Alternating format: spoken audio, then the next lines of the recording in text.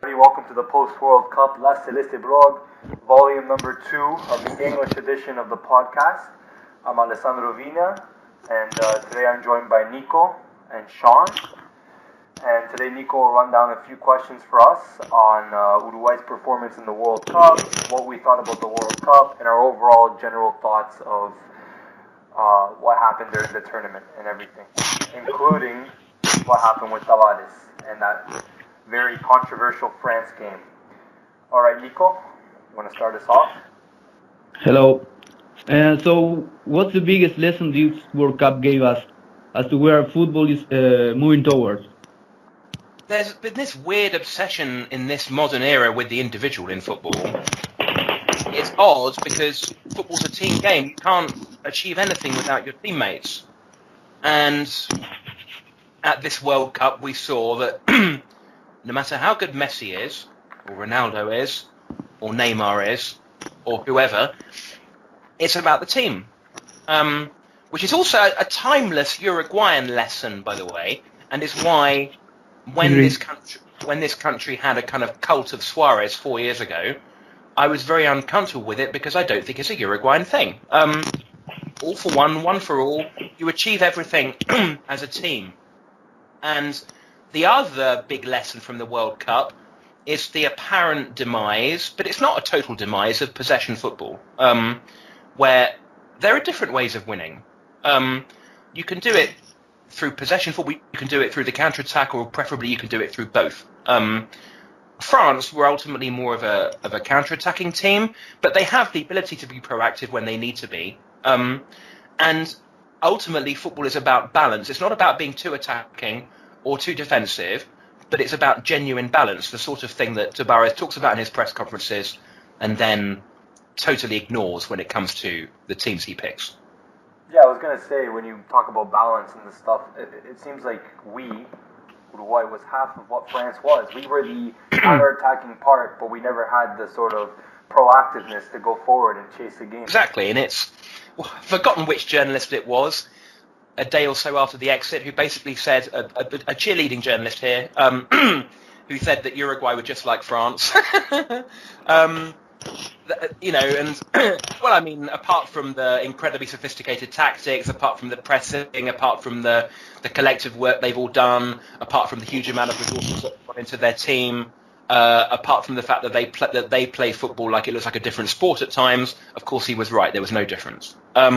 It was kind of... We were like France, but we forgot to attack. When did Uruguay ever remember to attack? Seriously. So if we need to describe France in one word, I would say hybrid. Hybrid? Why? France, because they can attack, they can defend, and they can detect which one is the proper one for every situation. I'd use the word organized. Organized. I think they were just the most organized team in the tournament. They were. They were. The great thing about France was, here you have a squad with incredible talent. As we mentioned in the podcast before the tournament, their team and their squad is massively talented. Excuse me. But what they did was that they maintained a discipline under Deschamps, which was admirable. Lots of people around the world criticised Deschamps and even criticised France for supposedly being negative, for supposedly, I don't know, kind of not playing at 100%. But the organisation of that system was necessary to give them the balance necessary to dominate those matches as they did and to win the World Cup by quite a long way. So I would say balance, but I'd probably also say dynamic. Yeah, both. In my opinion, France were not playing for the crowd. They were playing to win. They were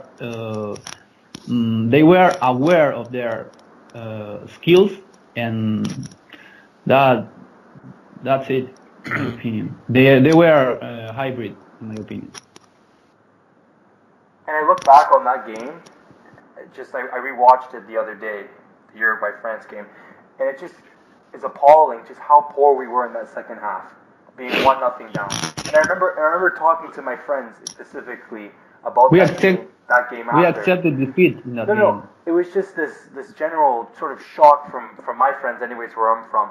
It's just how little we showed going forward, how little, I don't know, of a reaction we had in that game. As soon as the second goal went in the way that it went in, dead, absolutely dead. And some people thought Uruguay did well in the first half. I didn't. I thought they're not offering very much here. They're just doing their usual thing under Tavares, like they did against Chile, for example, in 2015, where they're just defending and they're hoping to get a lucky break. And you never know. Possibly they might. But this is not the way to play football, not the way to win knockout matches against elite teams. You have to show more than this. And unlike in the past, there is no excuse whatsoever for not trying to show more than this when you have the squad, when you have the players that Uruguay did at this tournament. This was Uruguay's best squad in 60 years, arguably. Certainly in 50. And it's almost the best generation. The best generation under a very conservative coach. And it's very important that listeners don't misunderstand this. I am not angry that Uruguay lost to France. I'm not delusional. I'm well aware of how good France are. The chances are, under almost any approach, Uruguay would probably have ultimately lost that match. But at least try to win. It's a World Cup quarter-final.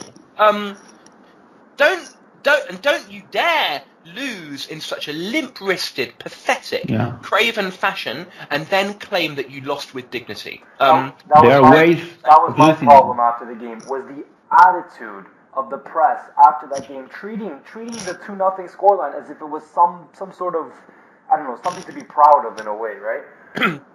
And I've seen this nonsense before. When Uruguay, at the Confederation Cup in 2013, Spain played pass and move and Uruguay played stand and watch. And the scoreline somehow finished 2-1 when it should have been about 5-0 at least. And people actually took some kind of solace from the fact that it was only 2-1. They didn't care about the fact that Uruguay had been almost humiliated on an international stage for 90 minutes. 20% possession that day.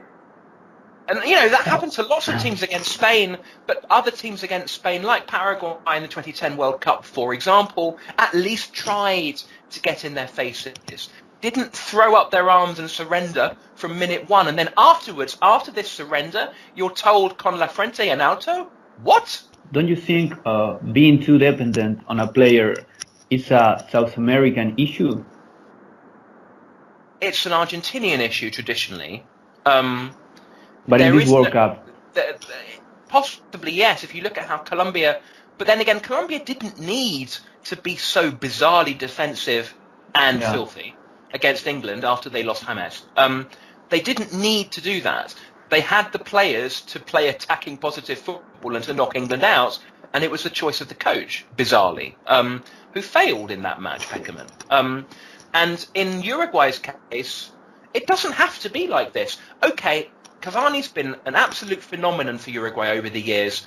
He almost invented this box-to-box striker role, where 1 minute he's on the goal line, the next minute he's at the other end, he's playing defensive midfielder, he's playing fullback. He was almost a fullback for 20 minutes against Portugal. And the thing is, you are always told in this part of the world you have to die for the shirt.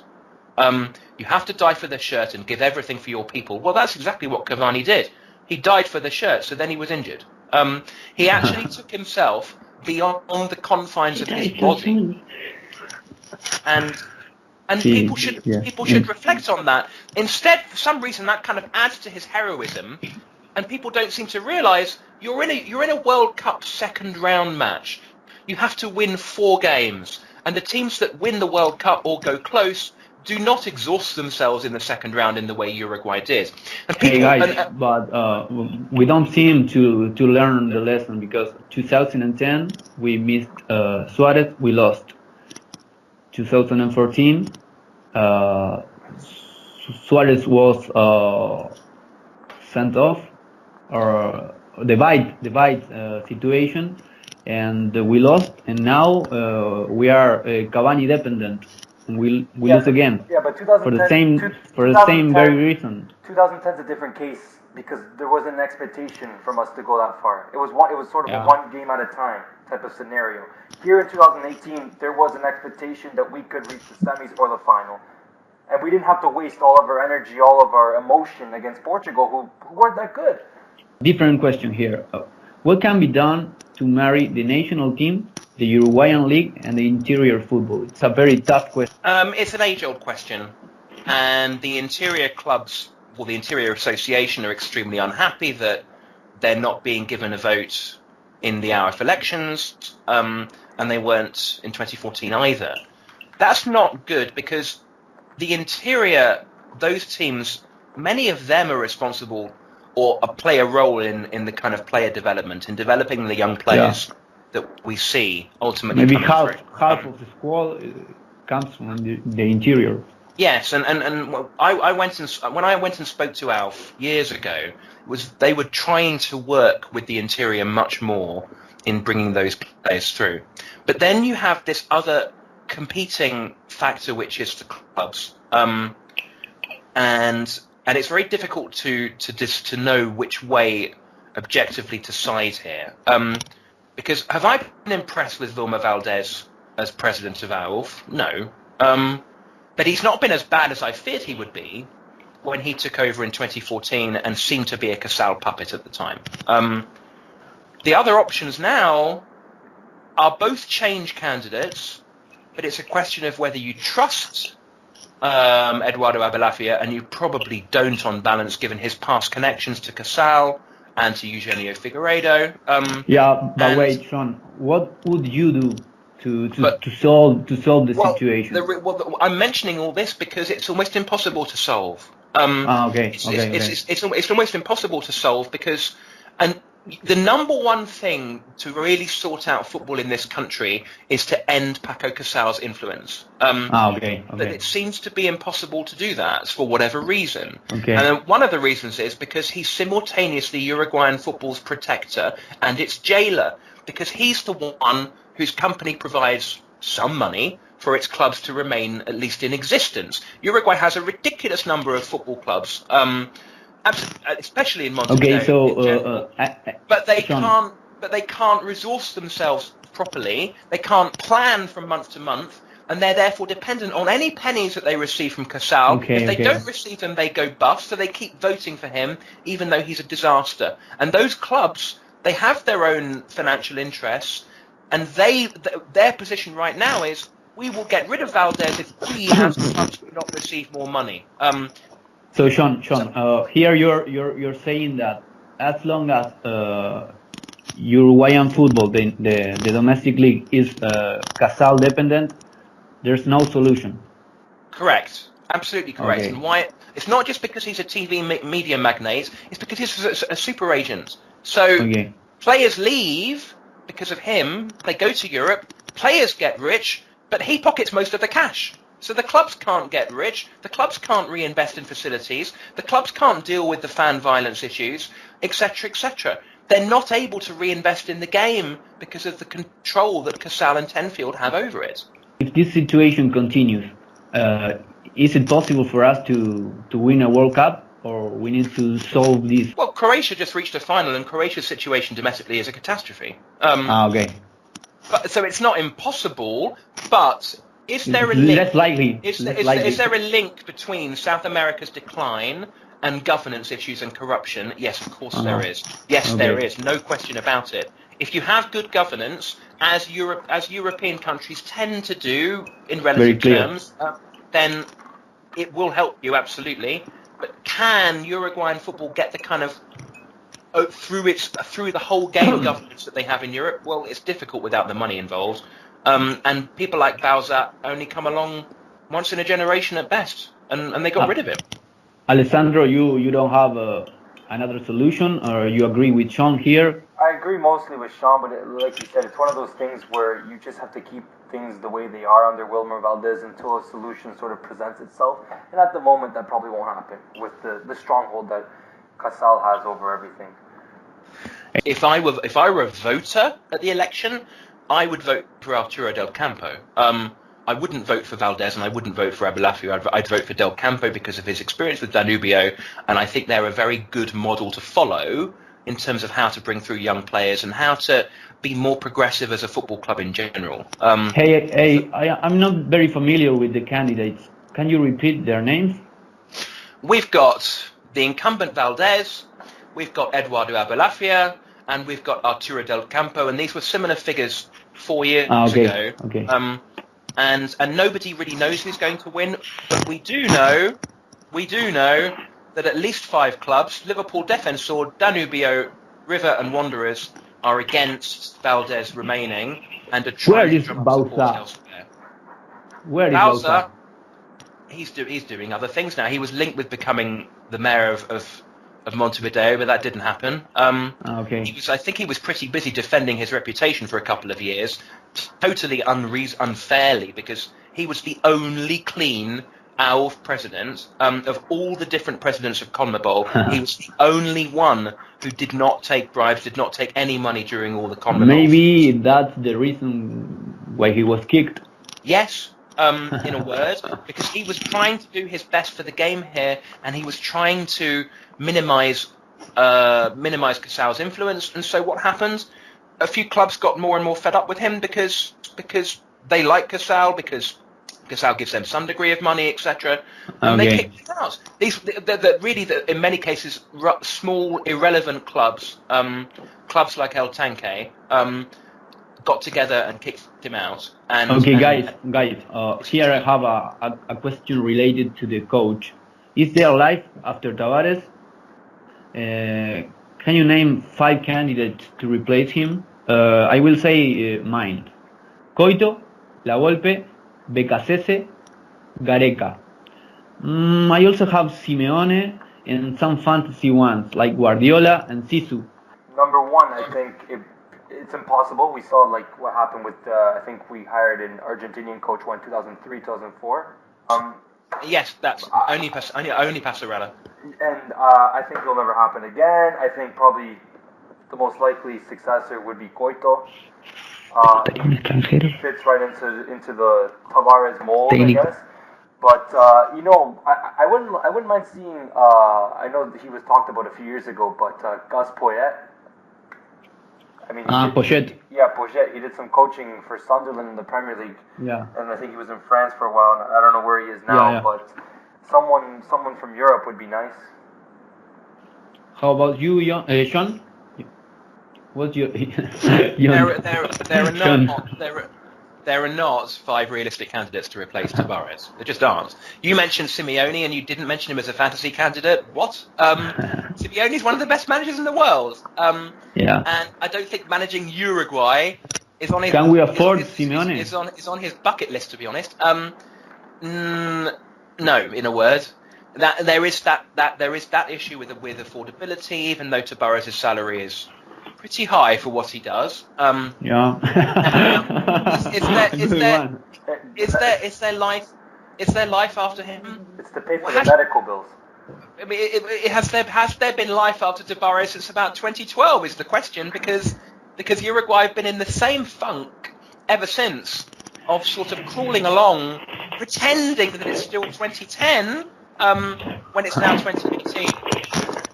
Who should replace him? I agree with Coito, but warning, I have spoken to people here who say Coito would never make a manager. Who say he really is good working with kids, working with young players, but that he does not have the charisma or the kind of just the sort of persona required to be a manager. And it's a general warning on that basis. As for everything I've seen, I want him in because he knows the young players, because he has a pretty different conception of football. He would hopefully not send out some of the best midfielders in Europe to play trench warfare and to sort of sit defending their area in the way that this team has. But he's the only. It used to be Diego Aguirre years ago. I wouldn't say it is now. They're not going to go foreign, and there's no reason for them to do so necessarily. And there'd be a lot of resistance to that. The only reason why Passarella took the job was because Uruguay were in desperate trouble at the time, had failed to qualify for '94, had failed to qualify for 98, and of course, at least if you're Argentinian, you're seen as pretty similar. I have a new question here. Considering the admiration Zidane has for Uruguay, especially for Enzo Francescoli, and also taking into consideration that maybe coaching the Uruguayan national team, winning a World Cup, is realistic. Can Zinedine Zidane be a realistic choice option? We never afford him. I think it's unrealistic he would want to come. I know he has an admiration for Uruguay, but I don't think that's enough for him to move, especially if a big European club comes knocking his way. Yeah. So you don't think he would give up some money for World Cup winning chances? No, I think he's going to stay with club football for a little bit longer. That's just okay. How about you, Shawn? Can Zidane be a realistic option to manage Uruguay? Well, sure. If Angelina Jolie is a realistic option for my wife, what kind of question is that? It's Zinedine Zidane, just like Antoine Griezmann. My question is, I know we cannot afford him, but my question is it a possibility that he would give up some money in exchange of World Cup winning chances? Yes, with France. Okay, that's a better option for him. That's kind of how it works usually. And it is a pity, I suppose, when you look back, that past generations of Uruguayan players haven't produced more managers, because that's how a lot of big countries remain successful, through previous players going into management, becoming successful managers, and then becoming national heroes when they, look at Deschamps. He was captain in 98, and he's just won the World Cup with France as a manager. Why not Forlan? He's interesting, because there's Forlan commentating on France v Uruguay for Telemundo and complaining bitterly about the style of play, and getting very frustrated and being a bit bewildered at the way they're trying on the pitch. And then in the day or two afterwards, he complains more and he says, nobody plays football like we do. Why do we always play football like this? And then a few days after that, suddenly he wants to be a coach and he wants Tavares to stay. And that rather sums up the mini mafia surrounding this team. You have to praise Tavares, you have to suck up to him, and you can't put the boat if you want to manage the team in the future, which is a complete self-fulfilling nonsense. Shawn, for some strange reason, Tavares repeatedly says that we are forced to play this way, the anti-football, because we're a this is the way we always win. We've always won. I mean, but it's not even true. It's not even true. And it contradicts himself. In 1950, as he often points out, Uruguay had 11 fouls in the final match. Brazil had 21. And Uruguay played with balls. Yes, everyone knows about the stories around Obdulio that day. But they also played great football. That's how they won the match, through great attacking football. Players like Schiaffino and Gigia, and it's in '54. Uruguay played amazing football through the tournament, and especially in the incredible semi-final against Hungary, which was one of the great games of all time. And he often harks back to that. Uruguay have not won a World Cup playing like this ever. And they've won some Copas America playing, anti-footballish here and there. But even in 2011. Against Peru and against Paraguay, there was a clear balance in how Uruguay played, and they probably wouldn't have been as defensive against Argentina if they hadn't been reduced to 10 men, which suited them very well on the night. They still attacked. There is a clear difference. If you go back and watch 2010 and 2011, they're playing higher up the pitch. The way in which Uruguay was successful in 2010 wasn't just the draw. Perez and Arevalo were very clean, but because their ability to stop the opposition and tackle them and intercept and so on, they'd intercept it and the ball would bounce off to Suarez or Cavani or Forlan very high up the pitch, and that gave the opposition all kinds of problems.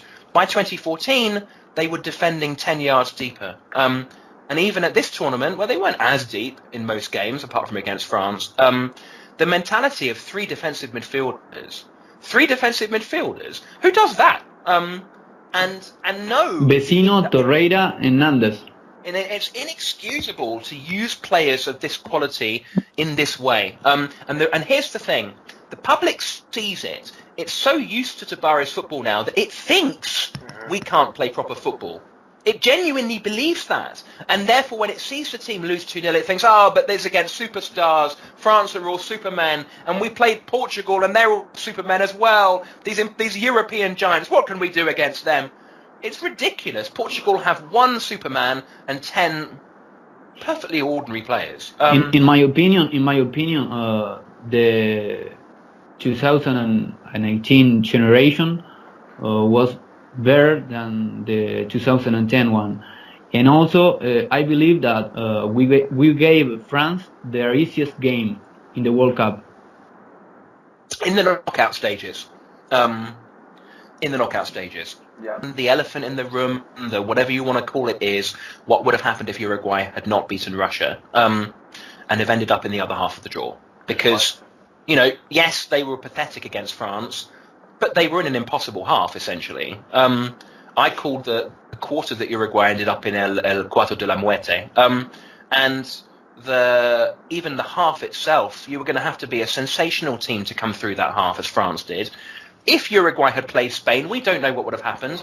My best guess is they'd probably have won. The public would have gone even more mental because we've beaten Spain, it's unbelievable, etc. And maybe they'd have had an emotional come down against Croatia and gone out in the quarterfinals. But if they'd have got past Croatia, a similar one we had with Ghana.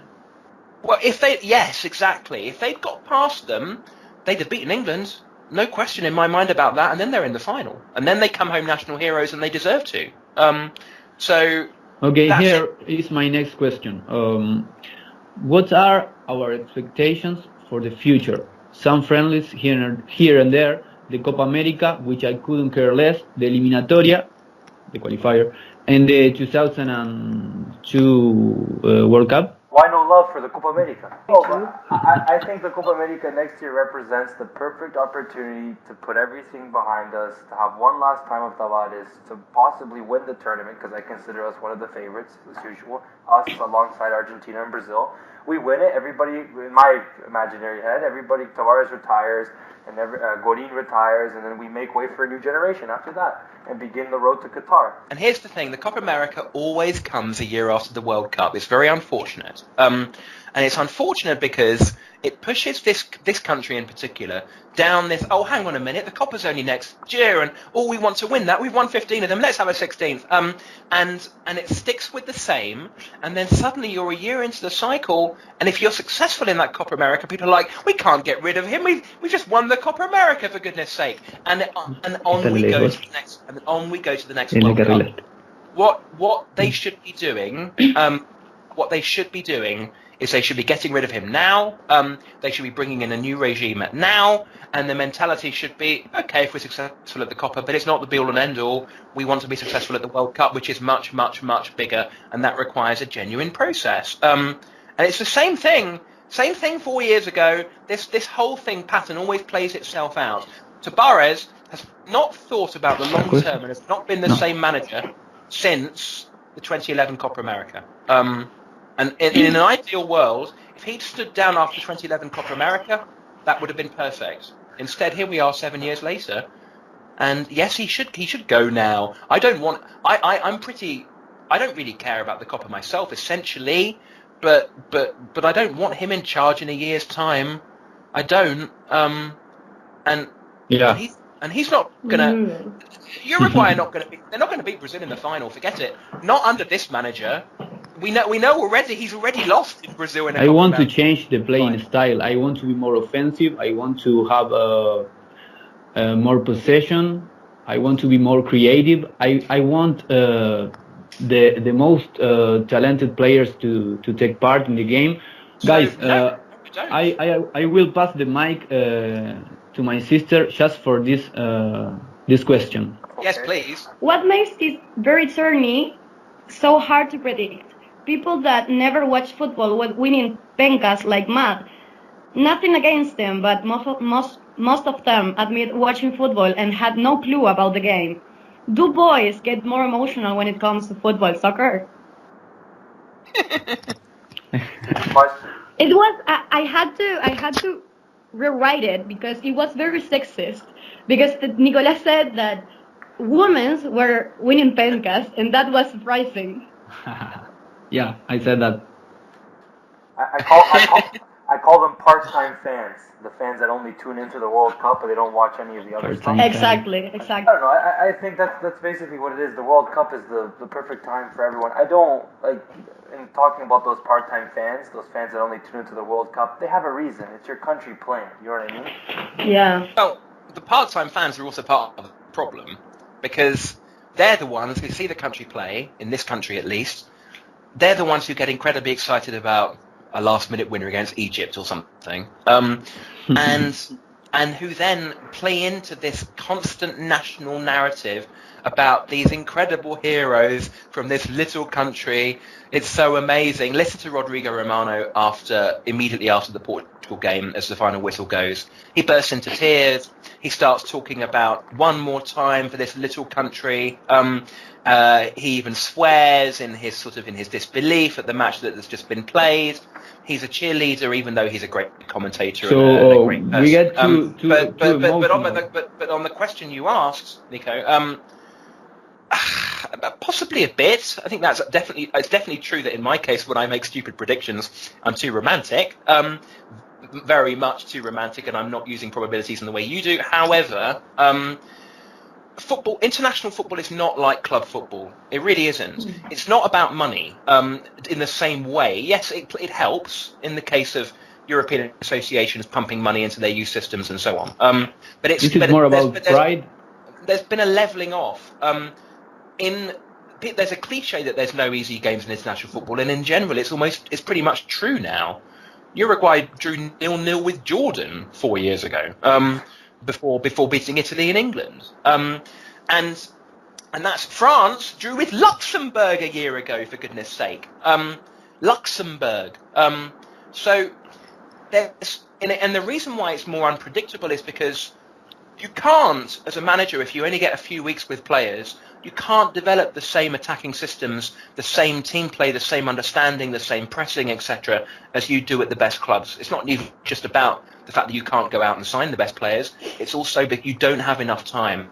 And in South America, the players are making these enormous plane trips all the time from Europe to here, which is exhausting. Over a whole season, the number of trips they make, it's exhausting. And it all Shawn, plays a part in creating a much more unpredictable game.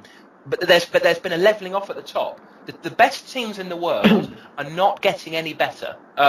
There's nobody to compare with Brazil 1970, Holland 74, those sorts of teams anymore. They're not getting any better, but there is so much competitiveness, and it's so easy for teams apparently to defend for 90 minutes and make it hard for the opposition that you get much more unpredictability. Well, we saw that with this World Cup. We saw that exactly. We thought this was the most open World Cup. For the first time I was watching this without a clear favorite. Yeah. I could have seen any of the 4 final teams winning the trophy. It wasn't quite as extraordinary as people made out. Germany's exit in the first round was, I suppose, but then again, so was Spain's in 2014, so was Italy's in 2010, so was France's in 2002. The question here is, France at least were among the top 4 going in. I always believe you need to be in the top 4 going into a World Cup to believe not just that you can, but that you will win it. To have that level of belief, you need to be right up there. Croatia came through a broken half of the draw with luck and with referees and things like this. People didn't tend to notice much the fact that Croatia were masters of the tactical foul throughout the tournament, and in a tournament refereed unbelievably leniently, they kept getting away with it. And they would. People noticed how many set pieces there were during the tournament, how many set piece goals there were. Well, of course there were, because if you have these constant tactical fouls that are not punished, teams will do that, and the only punishment is for set piece. Fouling was what was breaking up the potential for open play goals throughout the competition.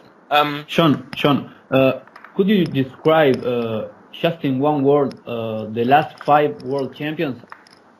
In one word. In one word. You just asked me that question. Yeah, and then Alessandro. 2018 France, dynamic. 2014 Germany, relentless. 2010 Spain, perfection. 2006 Italy, intelligent. 2002 Brazil, trio. Fantasy. This is all the good words have been taken. 2002, I would want to say trio also. 2002, I'll say... Hey, they did get lucky in that final. Those the goalkeeper error from Germany. Yeah. But no, overall they were the best team. I'll skip 2002. Well, I was 3 years old when that happened. 2006, I'll say balanced. Italy was the most balanced team in the tournament. 2010, Spain. Perfection's a good word. I'd use artistic. Yeah, Yes, art. 2010. I like that. 2014, relentless is good to describe Germany. I'd use consistent. Their most consistent team in the tournament. And then 2018, France. I'd use again organized or disciplined. 2010 was the first World Cup I watched. I just remember being, as a 10-year-old kid, being blown away by Spain. I thought that was the ideal way to play football. Was by Spain's performance against Germany in the semi-finals will probably live with me forever. The level of discipline they showed in that match, because they were playing this terrifyingly good counter-attacking side with unbelievable speed. For goodness sake, don't give the ball away to this lot, as England and Argentina had constantly. Accuracy can be another word. So hard to do what they did. And even their celebration afterwards, they didn't really celebrate because they still had one match left. Can I say accuracy? Yes. Good Lord. The accuracy they showed, but especially in that match, which, people have been complaining about Spain during the tournament. In South America, there was a little bit of a conspiracy theory developing because of refereeing decisions against Paraguay and one or two other things. Nonsense conspiracies, really. But then their performance against Germany, it was only 1-0, but it was amazing. And one of my favourite 2 or 3 performances I've seen from any team. Shawn, this question is for you. Tell us about your first-hand experience arguing with Uruguayans. Are we somewhat deluded? I think stubborn would be a good word. One of the things that you find when there's this very powerful national narrative is that people don't really want to question it in public. You get that in the sports media here because of Casal's influence, where he gets people fired if they're critical, and they suddenly can't get a job anywhere. For example. And because there's this whole everyone together aspect during the World Cup, 3 million people all together, which is a very powerful thing at its best, but also has its downsides. People won't in public criticize. When you talk to them in private, they all see the same thing as we do. I'm not kidding. Most of them see the same issues, especially the genuine football fans rather than, if you like, the general public. But the general public, in Uruguay, there is this desire for the country to hide. It's a beautiful little country in the corner of the South Atlantic that the world knows very little about. And many Uruguayans would like to keep it that way, that the world doesn't know much about the place. So they don't really want to stand out. And winning the World Cup would, of course, make the country stand out like never before, and would automatically attract people here. And I think in Uruguay itself, there's if you're really rich, people talk about you. If you're really, really poor, people talk about you. If you're in the middle, you're like everyone else, and nobody talks about you. And there's something that plays into that here, so that if the public sees the team playing this shit on a stick, frankly, then it's not offended by it. It sort of thinks it's cute, and all part of their self-image of the country, which is we do our best, but we're nothing really. I'll never forget 6 years ago when there was a huge storm here, a huge tropical, what was it, a cyclone? Yes, and there were warnings in the kind of couple of days afterwards from forecasters. This might happen more often in Uruguay in the future because of global warming. It might start happening once or twice a year. And I was teaching in an office in the old city, very nice guy, and he said to me as I walked in, Shawn, if this starts happening once or twice a year, this will be the worst country in the world. The worst country in the world. And I was like, what? This is one of the best 20 countries in the world, objectively speaking, with many of the things that it has. Why do you complain constantly? And it's this, Nico and I have talked about this kind of, this false modesty, this modestia falsa in the past, but there's this sort of love of kind of complaining and being negative and this love of mediocrity in a way, that actually follows through into the way the team plays and into the attitude surrounding it. Genuine football fans will say they don't like this style of play. They're fed up with Tavares. But Tavares also, in this great contradiction, this great paradox about this country, is by far the most important man that Uruguayan football has produced since the 1950s. Has this extraordinary record in statistical terms, at least in World Cups. He's won 50% of his matches in World Cup finals, which is some record, 10 out of 20. And you know, there's not even been a manager. Uruguay haven't had a manager at a World Cup finals not called Oscar Tavares since 1986. So he dominates whether you like it or not. I have a tricky question here. Can you name 3 positive things about Tavares and 3 negative things? Positive is the youth development, sort of the mentality change that he had when he came in. Careful when I say mentality change, I mean in the sense of sort of like we moved away from the violence and the brutality of 1986 to more of a more disciplined unit. And probably for third word, I'd probably use a sense of calmness that he brought to the people, right? Okay. And bad things? Too conservative. An over-reliance on certain individuals. Okay. As we've seen when, in particular, Luis Suarez. And the last 3 World Cups, we have been eliminated basically, and we basically put the blame on either it was like an injury or a suspension. And then... the lack of team play? And sort of, no, there is team play in Uruguay. I just believe that I think we paint ourselves as victims more often than we should. Positives, results, El Proceso, and playing for the shirts. Negatives, results, El Proceso, and playing for the shirts. Genuinely. I mean, really, when you try to wrap your head around all of this, it's so paradoxical when you look at it as a whole, right? It's just, you have this, and then you have another contradicting thing here and here and here. So for every good thing you can bring up about this whole Tavares era, you can find a negative to contradict it. So really, when you look at it, it's very confusing. And maybe it's not so unusual because in life, most people's strengths are also their weaknesses. Taken to extremes, you know, if you're in a relationship with someone and you fall out of love with them, all the things you loved about them to begin with, you end up hating. And it's a similar thing here. Yes, his results, by the standards of especially of what went before, that's a big thing in this country. People will say, when I say to them, he has to go, people will say, but don't you realise we were losing 3-0 to Venezuela and we were getting knocked out by Australia and we did nothing for 40 years and then he comes along and we do all this?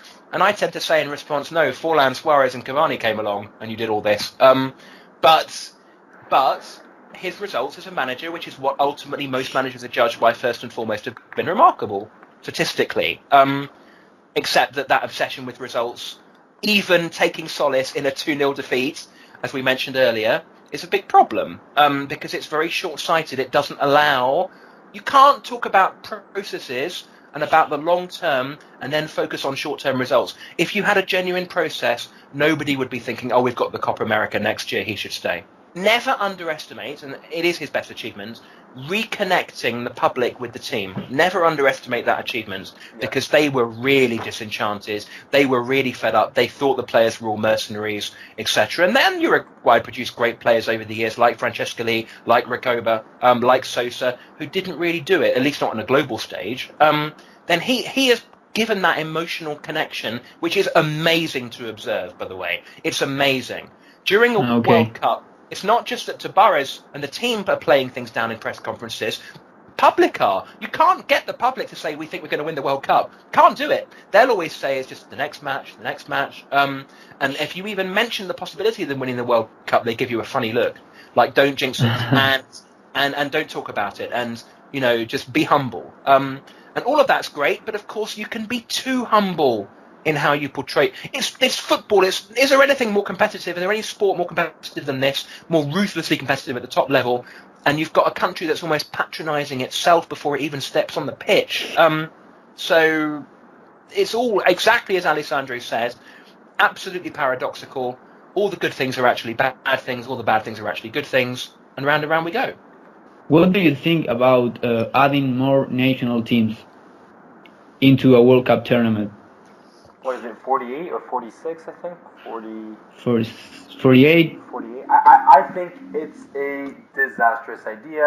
I hope they don't go through with it. I'm not sure if it's confirmed or not, but I'm not sure the form. Are we going with groups of 4 or groups of 3?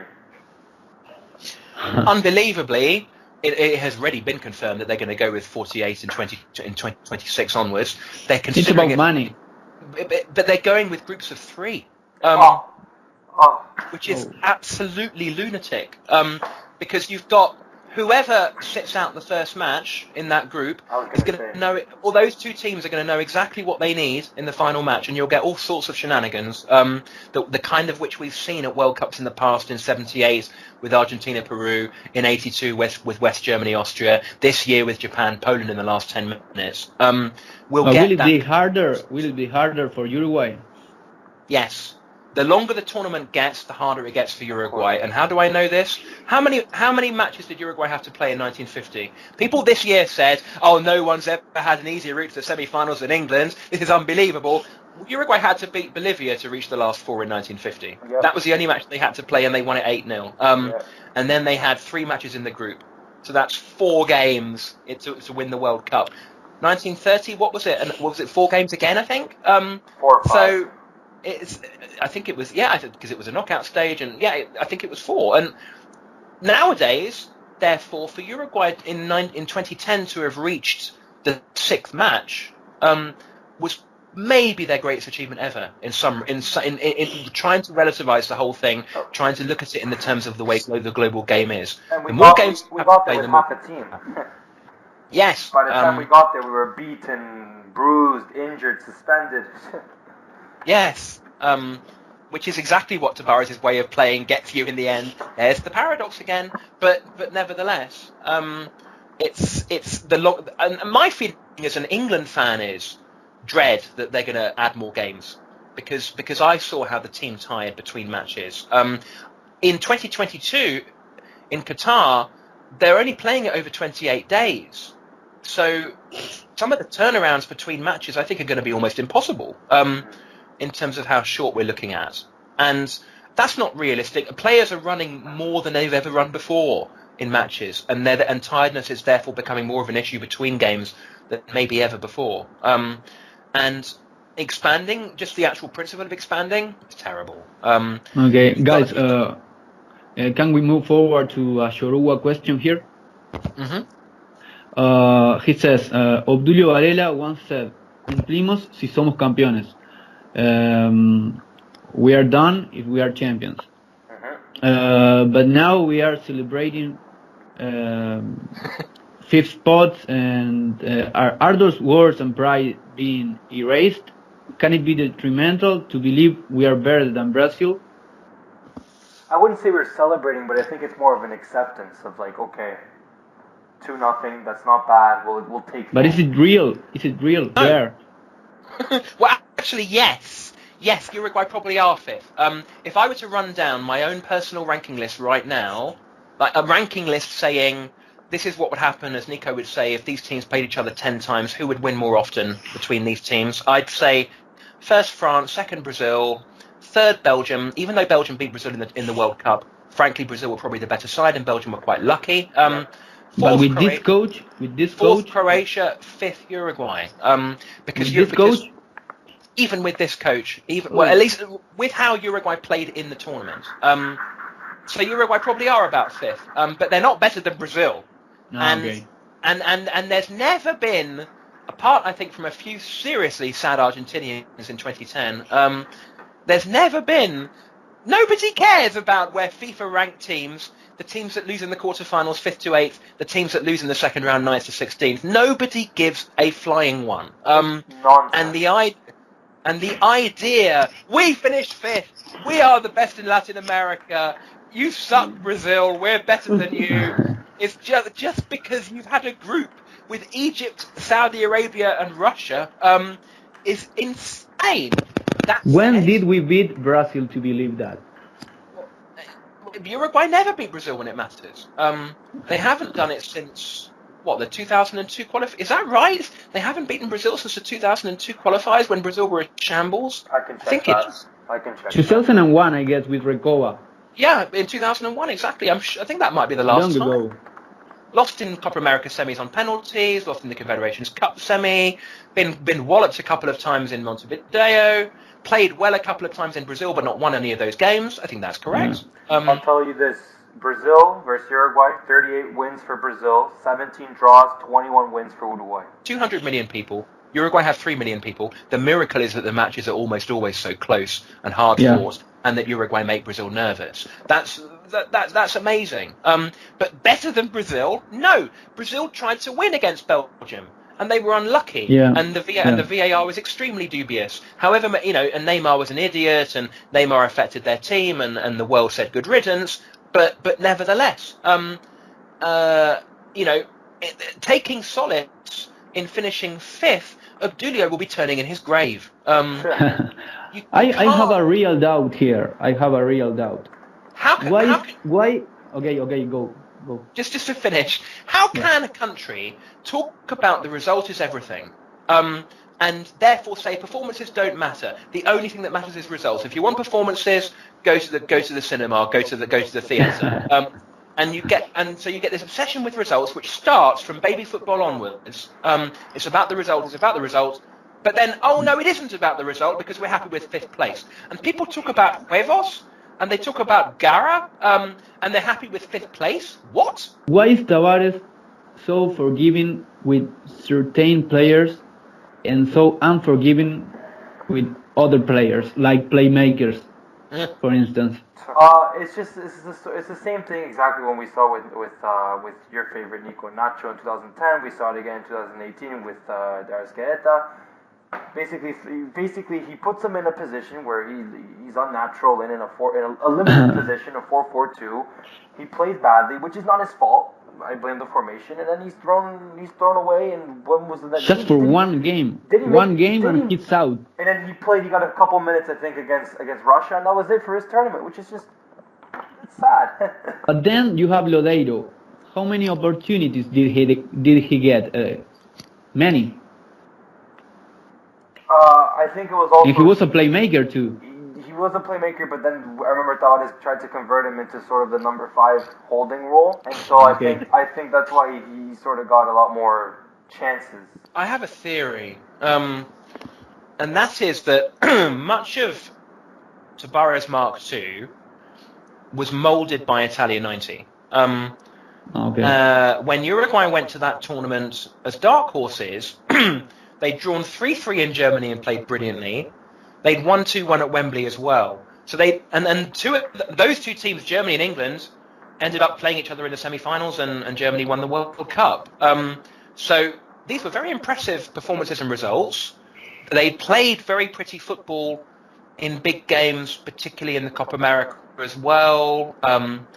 And they'd beaten the world champions Argentina, and so on. In fact, if you watch that game against Argentina, the goals they score, you can't believe it's the same manager. And they go to the Italia 90 and they underperform.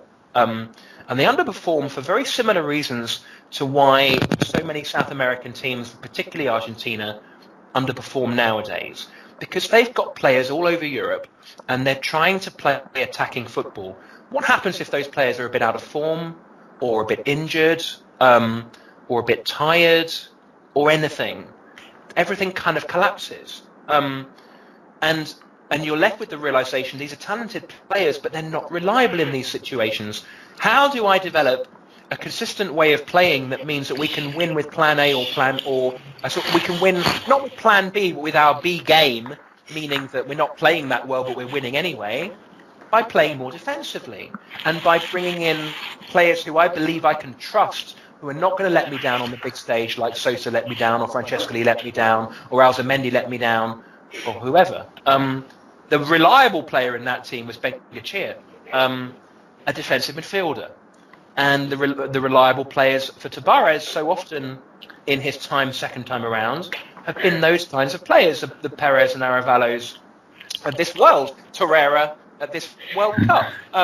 So I think that played a huge part. I think he feels like it's a hostage to fortune if you in the modern international game, if you try to play in that attacking way. And of course, there was also the 4-3-3 he played against Peru in his first match in the Copa America in 2007. Lose 3-0. Panic. We'd better not do that again. He came out, if I'm correct, he said that the ideal formation was the 4-3-3 for Uruguay. Yes, and then it lasted one match. And to give him his credit, the fact that he was pragmatic, the fact that he found other ways, the fact that he adjusted from the fairly disastrous 3-5-2 against France in 2010 by turning Forlan into an enganche. I hate the way he treats these players. I think it's scandalous the way he's treated De Arrascaeta, who's now back in Brazil doing what he does as usual. There is a danger that we hype De Arrascaeta a bit too much. Has he proven himself on the kind of major stage yet? Not fully. He was terrific for Defensor in the Libertadores, in 2014. He should have been given more of a chance. He'll never deliver for Uruguay in this system in the way that Uruguay play. That's why it's a self-fulfilling prophecy. Enganches are not going to play well in this kind of system, which requires Edison Cavani to be all over the pitch all the time. And you have to have a totally different conception of football to then utilise these players effectively. And Tabarez maybe had that conception himself 30 years ago, but he doesn't now. So to take someone like Sabosha, who he left out in 2010, of course, remember, he got red carded. Yeah. That's exactly the kind of player Tabarez does not want. Sabosha changed himself physically. No winger I've ever known, inferior winger, turns himself into this kind of, into this brick you-know-what in the way that he has. So he's full of meat, he's full of chunkiness, and then he's brought in, and then he becomes a reliable player because he's not a Pecho Frio anymore. He fights. I'm really concerned about this style of picking players and forgiving certain players and not forgiving other players. I'm really concerned because it doesn't seem to make sense at all to me. It's very weird. It doesn't on a footballing basis. It doesn't make sense. Yeah. Now, maybe you can bring in a couple of senior players and say they're good for the squad, that the players all love them, they're really good for the kind of atmosphere, etc. Okay, but actually, your main focus as a manager should always be on young players, not old players, on the future, not on the past. Always. And it couldn't be less so. Well, keep Alessandro, in mind, final thoughts. Well, let me just say something really quick. About Loredo, let me just keep in mind that Loredo and Suarez are really, really good friends. Do you think that perhaps Loredo's reoccurrence in the starting 11 in the 23-man squad or whatever do you think maybe certain players are selecting other players, both Suarez and Loredo? I hope not. I do know that certain players went into Tabarez last year, Suarez among them, and said, for God's sake, start bringing in the young players, or we're not going to qualify. And sometimes with some of the senior players in the last 8 years, you've seen this sense of entitlement developing where they just carry on playing for the team, no matter how much in decline they are, and you sit there wishing, please stand down, please step aside, you're in decline, let someone else come. And Forlan was guilty of that, Lugano was guilty of that, plenty of other players have been, and it drives me a bit nuts because I'm like, you're supposed to be playing for the shirt, for the people, and you're not helping by sort of staying in this position because he'll never drop you. Tabarez will never drop you. I agree. For everything, I think it's a combination of everything plus a few things that we still don't understand or know. I've been giving it a lot of thought recently, just trying to even just wrap my head around sort of the whole paradoxical nature of everything. and every single, even you could say, achievement that Tavares has had in 2010 and 2011, you could find reasons for that achievement happening, if you know what I mean. Yes, that are not to do with him. Yeah, exactly. Like in 2011, yes, we had Suarez in his prime, Forlan in his prime, but also everybody kind of seems to forget that was probably one of the worst teams that Brazil fielded in the Copa America. It was an appalling standard to Copa America. Argentina were not at their best in 2010. Let's see how it is. I mean, we never beat anybody of high quality in that tournament. France were a disaster to begin with. We drew with them 0-0, and they went on to lose to Mexico, I think. We only got by Korea and Ghana, who weren't anything special, to be honest. But then you can flip it around, and then you can see all the positives and everything. So it's just overall just so frustrating in a way. It is. Yeah. It's not unusual at all for a surprise team punching above its weight, in theory at least. It's not punching above its weight now. But to come through against teams, a similar level to it, it's incredibly hard to beat heavyweights at World Cups. That's why I said, wrongly, in the podcast before the tournament that I could not imagine Belgium beating Brazil at a World Cup. I just couldn't imagine it. But then it did. Well, it did happen. Thanks to Courtois. Thanks to Courtois, thanks to bits of luck, thanks to their own brilliant tactical plan. Martinez put together an individual tactical plan for that match, and he went for it. I didn't expect Belgium going so far in the tournament, but I did expect France doing very well. And I called you a fool when you said they'd win the final. Who's the fool, Nico? It's me. So we all get some wrong predictions, guys. No problem.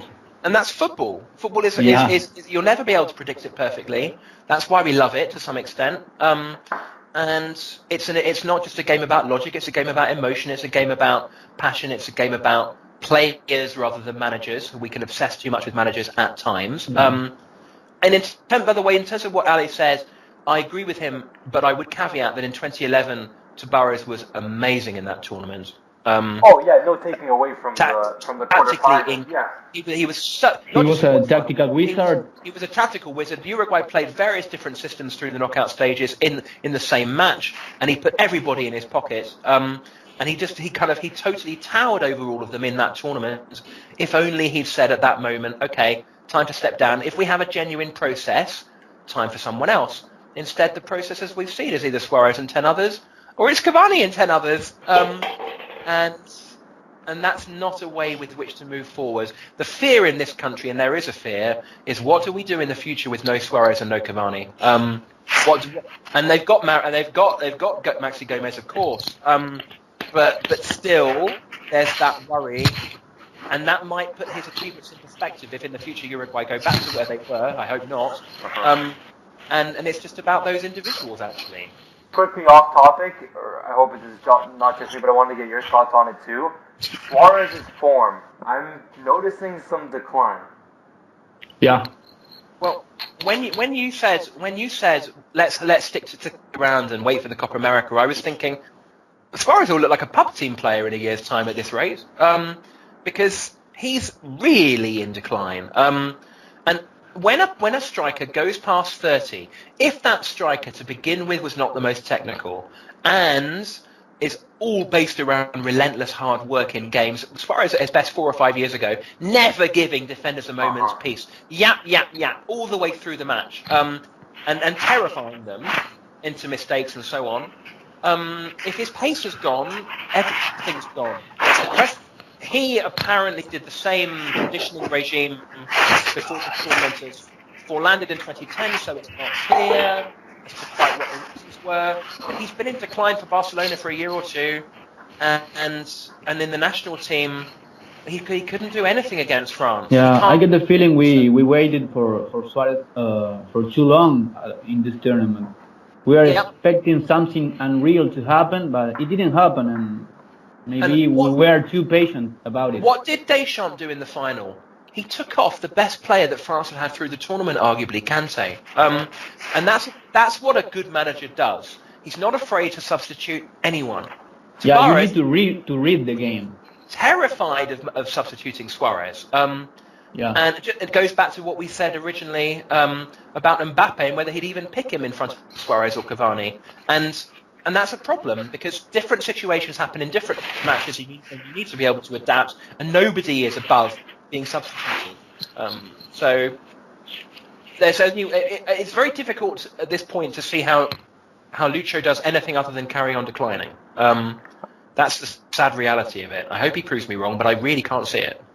Yeah, I think if we had the Suarez of 2014 against France, I bet we score. Yeah, I'm not sure, to be honest, but maybe they lose 2-1 instead. I don't know. Yeah, I'm not saying we win, but I bet we find a way somehow. Mm-hmm. Thank you everybody for listening to the Celeste Blog's second ever English podcast. It was a pleasure, like always, once again with Shawn and Nico. Hopefully we'll do it again sometime. Maybe before the season starts, we'll talk some more club football. But until then, thank you for listening, and goodbye. Thank you. Thanks, guys. Thank you, guys.